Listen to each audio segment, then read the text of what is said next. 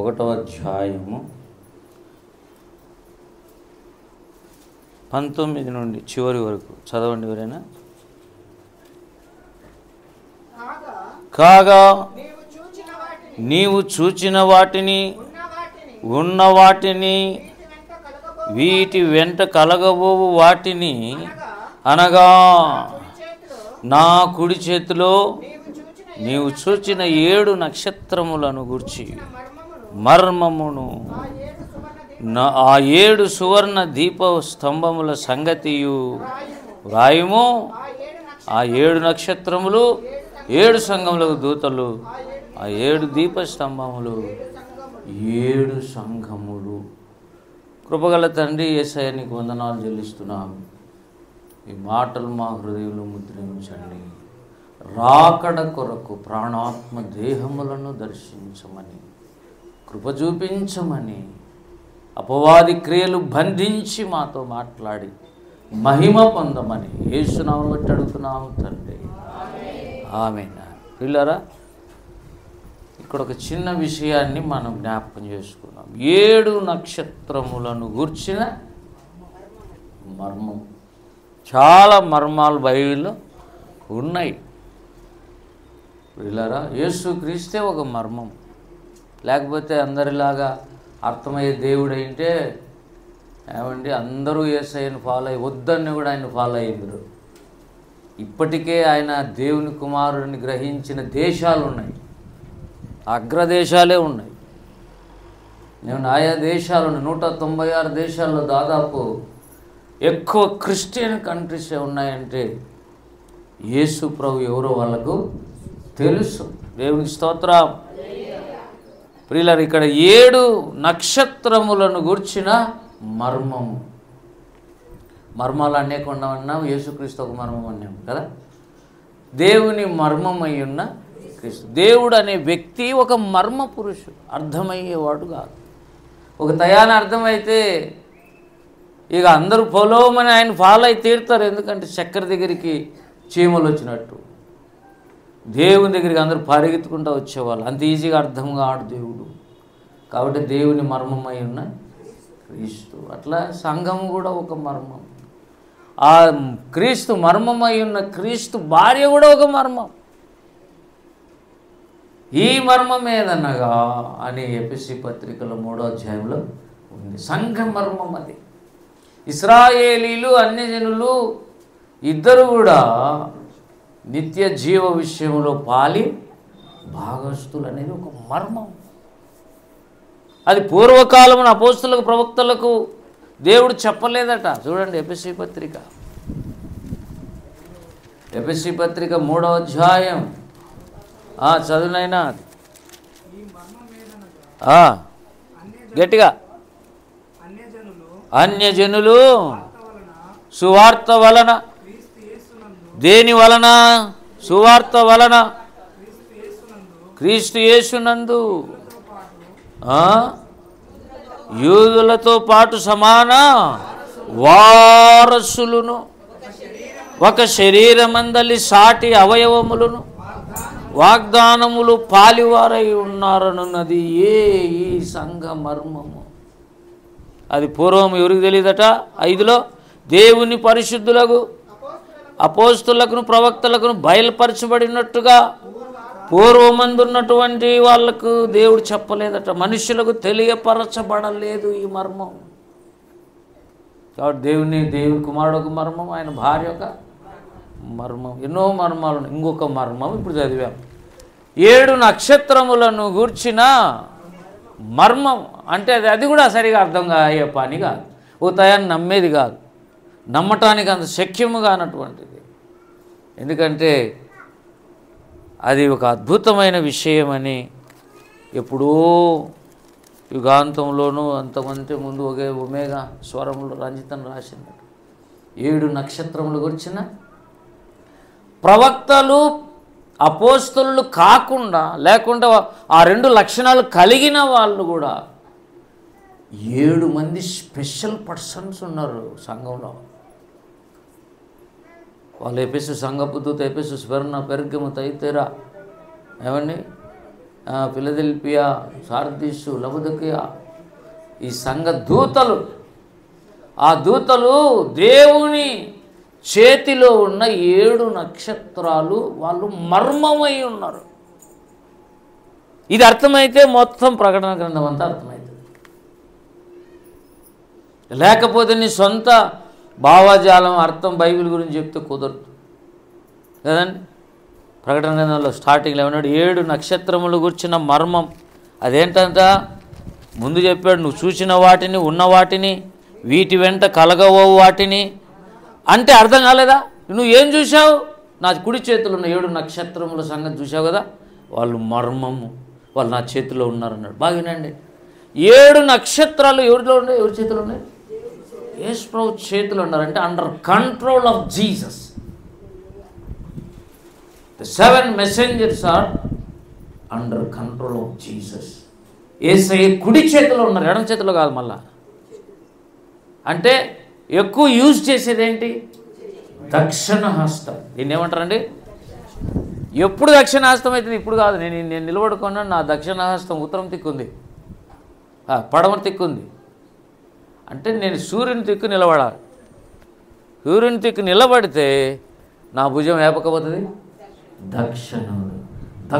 దేవుని దక్షిణ హస్తం యేసుక్రీస్తు. యేసుక్రీస్తు చేతిలో మళ్ళీ ఎవరున్నారు? 7 మంది నక్షత్రాలు. వీళ్ళ పనేంటి? ఒక మర్మం. వాళ్ళు ఏంటి ఆ మర్మం అంటే అర్థం కావాలంటే 7 దీపస్తంభముల మధ్య ఆయన ఎందుకు సంచరిస్తున్నాడో అర్థం కావాలి. 7 దీపస్తంభాలంటే ఏమన్నాడు? 7 సంఘాలు. 7 సంఘాల మధ్యలో సంచరిస్తున్నాడు. ఆ సంచరిస్తున్నప్పుడు చేతిలో 7 నక్షత్రాలు పట్టుకొని సంచరిస్తున్నాడు. దేవుని స్తోత్రం. ఇది పాట పాడినాం మనం కదా, 7 నక్షత్రములను చేత పట్టుకుని అని పాట పాడినాం. ఒకసారి 5వ అధ్యాయం, ప్రకటన గ్రంథం 5వ అధ్యాయంలోకి వద్దాం. 6వ వచనం. మరియు సింహాసనమునకును ఆ 4 జీవులకును పెద్దలకును మధ్యను వధింపబడినట్లుండిన గొర్రెపిల్ల నిలిచి ఉండట చూచి తిని, ఆ గొర్రెపిల్లకు 7 కొమ్ములును 7 కన్నులును ఉండెను. ఆ కన్నులు భూమి ఎందంతటికి పంపబడిన దేవుని 7 ఆత్మలు. ఇప్పుడు బాగానండి. 1వ అధ్యాయం చివరి వచనం చదివినాం. 3వ అధ్యాయము 1వ వచనం చదవండి ఎవరైనా. 7 నక్షత్రములను దేవుని 7 ఆత్మలు గలవాడు చెప్పు. అంటే యేసు ప్రభు సారథి సంఘంలో ఎలా కనపడుతున్నాడు? తాను 7 ఆత్మలు ఉన్నాయి తనకు. అంటే తనకు 7 ఆత్మలు అంటే కొలత లేనంత పరిశుద్ధాత్మను కలిగిన వాడు ఎవరు? 7 ఆత్మలు గలవాడు. 7 ఆత్మలను బైబిల్ ఏం చెప్తుంది? 7 కన్నులు గలవాడు. 7 కన్నులు గలవాడు అనగా 7 ఆత్మలు భూమి మీదంతటా సంచరించు. అంటే దేవుని కన్నులు 7 ఉన్నాయి యేసు ప్రభుకు. మొత్తం భూమి అంతా కనపడుతూ ఉంది. భూమి అంతటా సంచరించు దేవుని 7 ఆత్మలంట. మళ్ళా అంటే అర్థం 7 కన్నులు అంటే సర్వజ్ఞాని అని అర్థం. కన్నులు జ్ఞానేంద్రియాల్లో ప్రథమమైందే. కాబట్టి 7 జ్ఞానేంద్రియాలంటే 7 సంపూర్ణ సంఖ్య గనుక సర్వ జ్ఞాని అయిన యేసుక్రీస్తు ప్రభు చేతిలో 7 మంది దూతలు ఉన్నారు. 7 నక్షత్రాలు యేసు ప్రభు చేతిలో ఉన్నారు. ఆయనకేమో 7 అంతల ఆత్మ ఉంది. ఆయనేమో 7 దీపస్తంభముల మధ్య సంచరిస్తున్నాడు. ఫుల్ ప్లెడ్జ్డ్గా ఉంది సంఘం. మనం అనుకుంటున్నాం 7 సంఘాలు అంటే అర్థం 7 టైప్స్ ఆఫ్ లోకల్ చర్చెస్. అన్ని సంఘాలు ఒకటే కాదు. బావినండి, అన్ని సంఘాలు ఒకటే కాదు. లేదా అన్ని సంఘములలో 7 రకాల విశ్వాసాలు ఉంటారు. అందరూ ఒకటే కాదు. ఎవరు మాట్లాడుతున్నారు? 7 ఏమండి 7 రకముల విశ్వాసులు ఉంటారు. 7 సంఘాలు అంటే అర్థం 7 కాలాలను కూడా సూచిస్తుంది. ఎందుకంటే 2000 సంవత్సరాల వరకు ఈ ఎఫెసు సంఘం, తర్వాత స్మరణ, తర్వాత పెర్గెము, తర్వాత తుయతైర, అట్లా స్థానిక సంఘాలు 7 వచ్చాయి. 7 కాలాల్లో దేవుడు కనపడ్డాడు. ప్రతి సంఘంలో 7 రకాల విశ్వాసులు. 7 అంటున్నాడు. ఎందుకంటే 7 is the perfect number. ఎందుకంటే ప్రకటన గ్రంథమును చదివే తల్లికి విశ్వాసివి నువ్వు సంపూర్ణంగా సిద్ధపడిన పెళ్లి కుమార్తె వలె ఉండాలి. పెళ్ళి అయిపోతే అయిపోయి, ఇక అవతల వేరే సంగతి, మహిమ ప్రపంచమే. ముందు నేను ఎవరు చేసుకోవాలి? ఏమో పెళ్లి పీటల మీద పెళ్ళిళ్ళు లేచిపోతున్నాయి, ఎత్తిపోతున్నాయి అన్న, లేకుంటే ఏమన్నా పెళ్ళిళ్ళు పాడైపోతున్నాయి. పెళ్లిపీటల ముందు ఉన్నా కూడా చెడిపోయిన పెళ్ళిళ్ళు ఉన్నాయి. Be careful. ఏసైలో ఉన్నా కూడా పెళ్లి కూతురు కాకపోతే నిన్ను దేవుడు పెళ్లి చేసుకోకుండా పోయే అవకాశం ఉంది. బుద్ధి లేని కన్యకలు చేసుకున్నాడా? నీకు మనం ఏ కన్యకలమై ఉంటే పెళ్ళికి పిలుస్తాడు? కేక అయితే వేసాడని అందరు రండి, మధ్యరాత్రి కేక వినపడు. కొంతమంది బుద్ధి లేని వాళ్ళు కూడా లేచినారు పాపం, వెలికి కనీసం వీళ్ళు బుద్ధి ఉన్న వాళ్ళన్నా లేపెట్టి రావాలి. బుద్ధి ఉంది కదా, ఎట్లా బుద్ధి ఉండే వాళ్ళు ఏం చేశారు? బుద్ధి లేని కన్యకలు లేపినారు. లేండి బోరు వినపడుతుంది, మధ్య ఆకాశంలో వినపడుతుంది, అర్ధరాత్రి పెళ్లి కుమారుని స్వరం అంట, మళ్ళీ అది కూడా. కాబట్టి త్వరపడి మనం రెడీ కావాలని వాళ్ళు లేపితే వీళ్ళకేమో నూనె ఉంది, వాళ్ళకి నూనె లేదు. నూనె లేని దాన్ని బట్టి అన్నాడు వాళ్ళకి బుద్ధి లేదని. పెంతుకోస్తు సంఘాలు ఏమో చెప్తున్నాయి, నూనె లేదంటే అభిషేకం లేకపోతే అంతే సంగతులని. కానీ రక్షణ పొందిన వారందరూ కూడా జాగ్రత్తగా ఉంటే ఎంత ఆలస్యమైన విశ్వాసాన్ని కాపాడుకునే వాళ్ళను బుద్ధిమంతులు అంటారు. దేవుడు యేసు ప్రభు కొడుకుని ఇస్తానన్నాడు, 10 ఏళ్ళు అయిపోయింది. ఈ సారా అబ్రహాం మాటలు ఏం కావాలి? ఏం చెప్పినాడు ఆయన, ఏం చేయకున్నాడు. మరి ఎప్పుడు చేస్తావు ప్రభు? మనమైతే 30 సార్లు అడిగింది దేవుడు. ఇస్తానని చెప్తేవి ఇంతవరకు లేదు. 5 ఏళ్ళు అయిపోయింది, 10 ఏళ్ళు అయిపోయింది, 15 ఏళ్ళు అయిపోయింది. ఫిలిష్టీయులు అడుగుతున్నారు, వాళ్ళు అడుగుతున్నారు, వీళ్ళు అడుగుతున్నారు. ఏమే పెద్ద ఆశీర్వదించబడినంటే నీకు పిల్లలే లేరు, గొడ్రాలు మాదిరి ఉన్నావు, మీది భార్య గొడ్రాలు, నువ్వు గొడ్డోనివి అంటే అబ్రహాం అంటాడు, నేను నమ్మాను. ఆయన ఇస్తానన్నప్పుడు 15వ అధ్యాయంలో నేను నమ్మాను. దానికి ఆయన నన్ను నీతిమంతునిగా ఇచ్చాడు. ఇస్తాడంతే అంటున్నాడు సారికి. మనమైతే కుప్పగూలుతామేమో. కానీ విశ్వాసాన్ని పెంపొందించుకోవాలి అబ్రహాములాగా. అవిశ్వాసమును బట్టి బలహీనుడు కాక విశ్వాసమును బట్టి బలవంతుడై దేవుడు చెప్పిన వాగ్దానం నెరవేర్చగలడని రూఢిగా నమ్మాడు. 20 ఏళ్ళు అయింది. అందరూ గమ్మగైనారుగా. ఆయన చెప్పేది ఉట్టిదంతా, ఈయన వాగ్దానాలు ఉట్టిదాన్ని అంటుంటే నిరీక్షణ కదల్లా. ఒకరోజు వచ్చింది, ముందు సంవత్సరమే వచ్చి చెప్పినాడు, రేపు సంవత్సరం వస్తాను సారా అంటే, ఏం ప్రభు ఇంత ఆలస్యం చేసినావు అనిండదా? అబ్రహాం అడిగిండడా? భోజనం పెట్టినా కానీ అడగడు. అంత ఆయనకి ఏం ప్రభు ఆలస్యం, ఎంత ఆలస్యమైనా నేను వచ్చి తీరుతానని నువ్వు నమ్మావు చూడు, దాన్ని అంట నేను బుద్ధిగల కన్యకని. హల్లెలూయా. నూనె అయిపోయింది అంటేనే మన వాళ్ళు నూనె పట్టుకున్నాం, ఎందుకంటే పరిశుద్ధాత్మ దేవుడు నూనె అని. కానీ విశ్వాసము కాపాడుకోనాలి అంత మట్టుకు. తరువాత అభిషేకం ఉంటే నీ పక్షముగా పరిశుద్ధాత్మ దేవుడు శ్రమల కాలంలో నిన్ను నిలబెట్టగలుగుతాడు. ఎందుకు అంటే అభిషేకం పొందిన వాళ్ళకు లోపలనే జీవజల నదులు ఉంటాయి. లోపల పరిశుద్ధాత్మ దేవుడు నివసిస్తున్నాడంటే నూనె నివాసం చేస్తుంటుంది. కాబట్టి బయట నుంచి 2 ప్రవక్తలు ఏం చేస్తుంటారు? ఒలీవ చెట్ల నుండి తీసిన నూనెను పోయి ఒలీవ చెట్లై ఉన్నారు. వాళ్ళు సంఘానికి ఒక పక్క నూనె పోస్తుంటారు. లోపల ఇంత నూనె ఉంది, బయట ఇంత నూనె ఉంది, అయిపోకుండా ఉంది. శ్రమల కాలంలో తప్పించటానికి దేవుడు, శ్రమలలో నేను జయించటానికి దేవుడు అటు లోపల నూనె బయట నూనె ఇచ్చాడు. లోపల నూనె ఎవరు? పరిశుద్ధాత్మ దేవుడు. బయట నూనె ఎవరు? 2 ప్రవక్తలు. ఆరిపోతుంది నెలకెళ్ళి నూనె పోస్తారు. అందుకే వాళ్ళిద్దరిని దేవుడు పంపింది. రేపు ప్రకటన గ్రంథం 11వ అధ్యాయంలో ఉన్నారు వాళ్ళు. వాళ్ళు ఇంకా రాలే, వస్తారు వాళ్ళు. అసలు మొత్తం ప్రపంచంలో ఉన్న సంఘాలన్నింటినీ బలపరచగలిగిన శక్తిమంతులు. ఏమండి?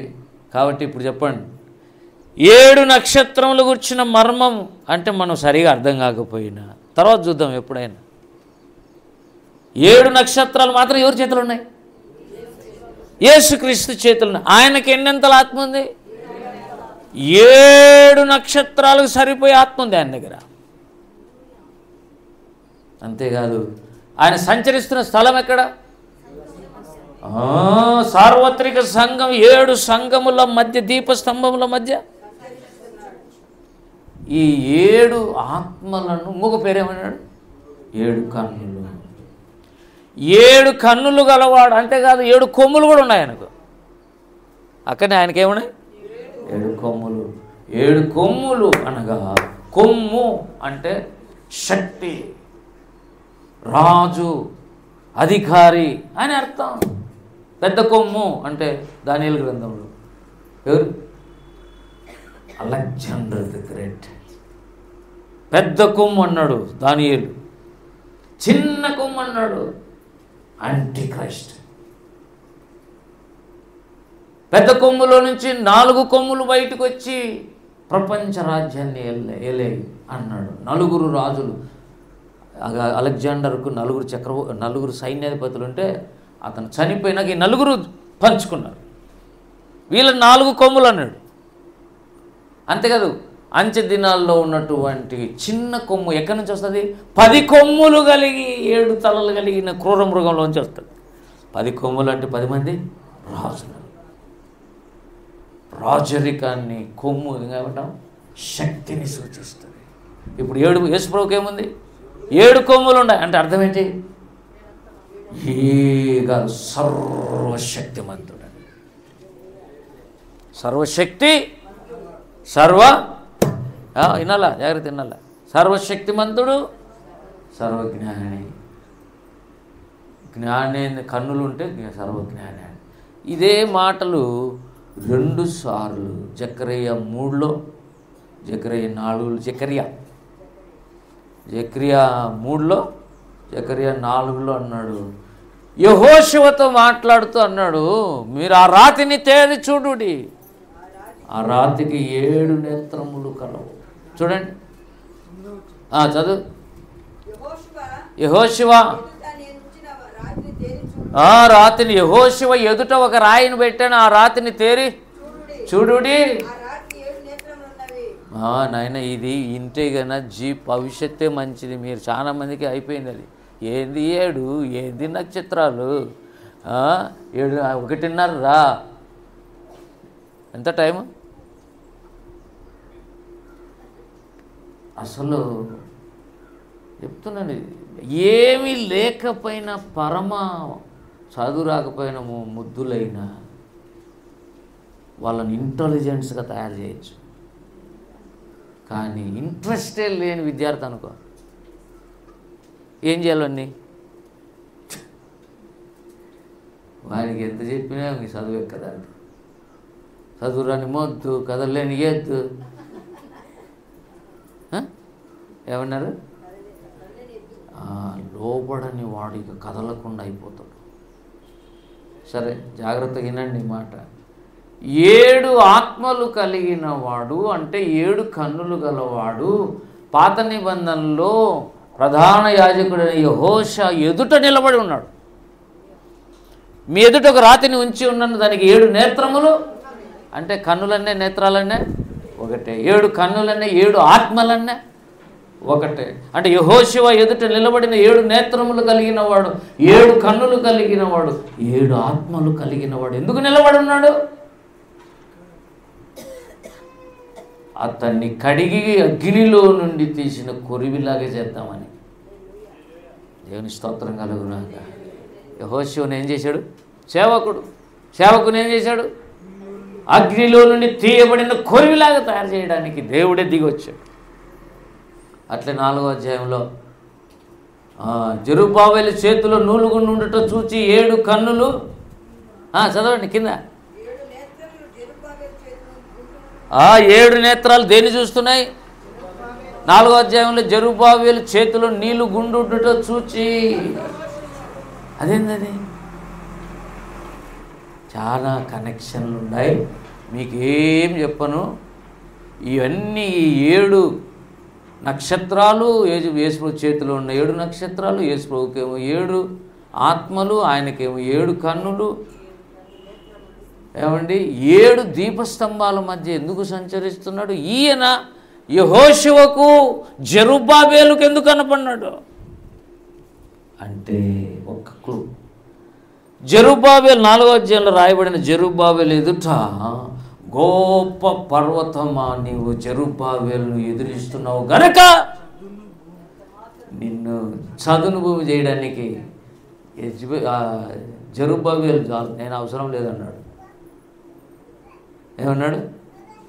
జెరుబ్బాబెలు ఎదుట, జెరుబ్బాబెలు ఏమన్నాడు అక్కడ? ఓ గొప్ప పర్వతమా. ఎవరిని అడ్డగిస్తుంది? ఒక జెరుబ్బాబెలు. ఏంటది?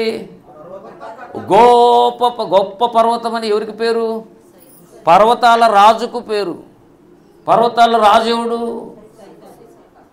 ఒకరు దేవుడైతే ఒకరు సైతాను.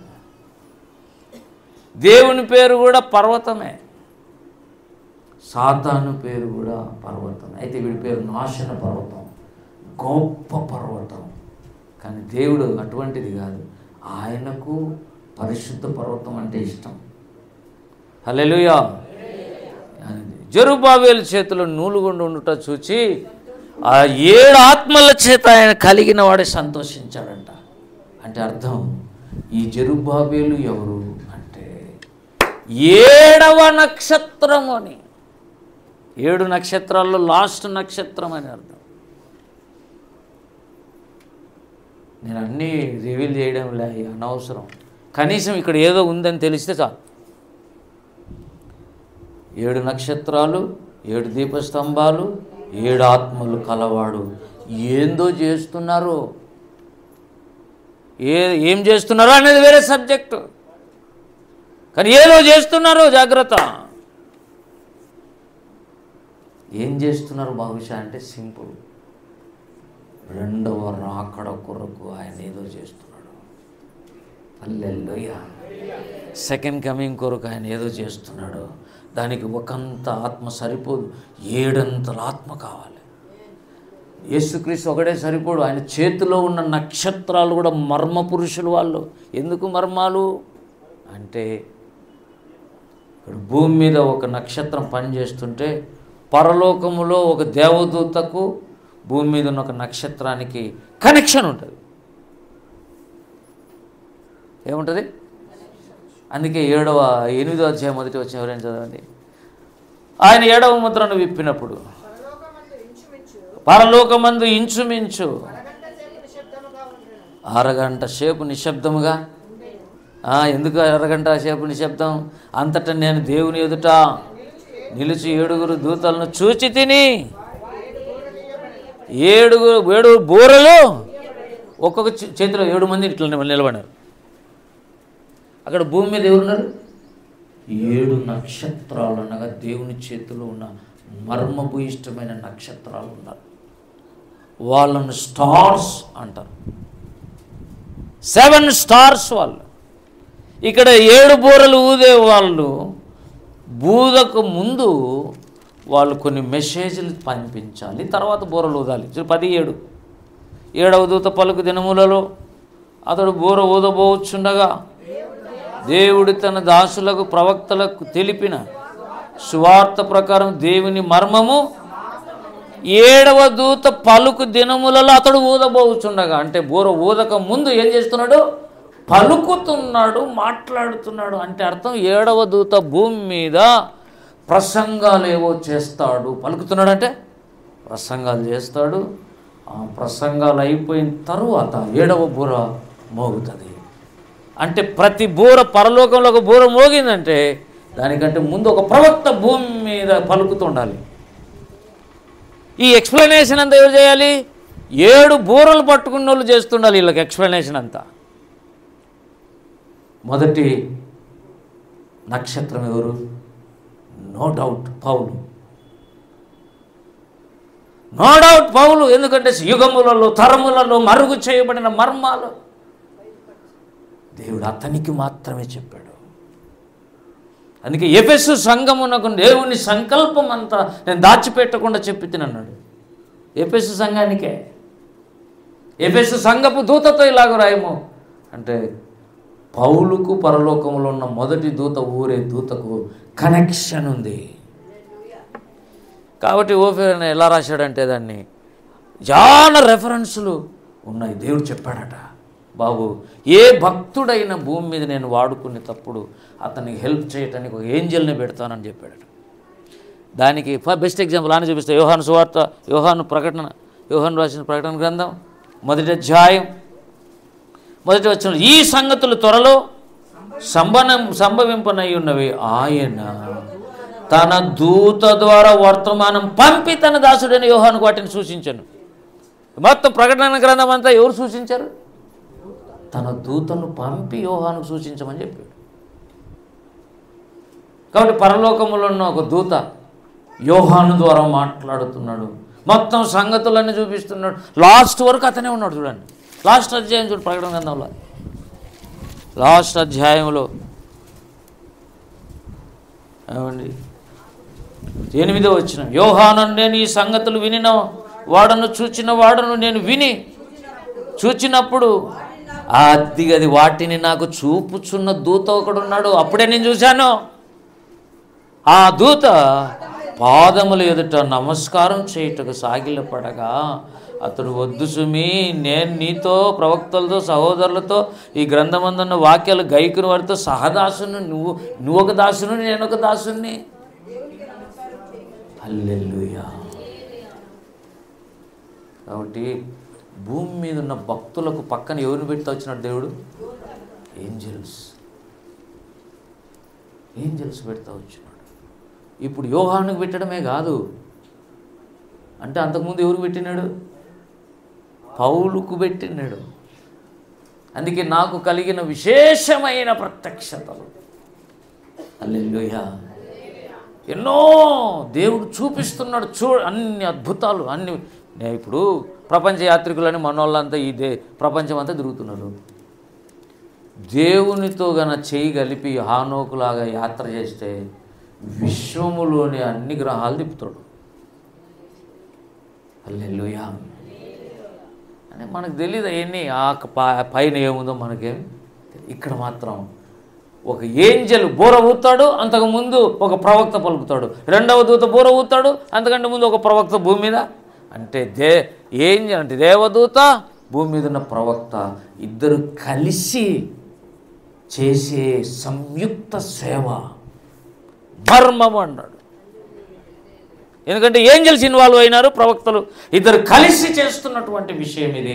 ప్రవక్తలే లేరని చెప్పుకునే సంఘాలు ఇక ఈ మర్మం ఏమి తెలుస్తుంది? ప్రవక్తలు ఉన్నారు అనడానికి రుజువు. దేవుని స్తోత్రం. ప్రవక్తలు దేవదూతలు. చివరి ఏంజల్ 7వ దూత బూర ఊదక ముందు 7వ దూత ఒకడు మాట్లాడుతుంటాడు, పలుకుతుంటాడు, భూమి మీద అన్ని ప్రసంగాలు చేస్తుంటాడు. ఆ వ్యక్తి మామూలు ప్రవక్త కాదు, మహాప్రవక్త.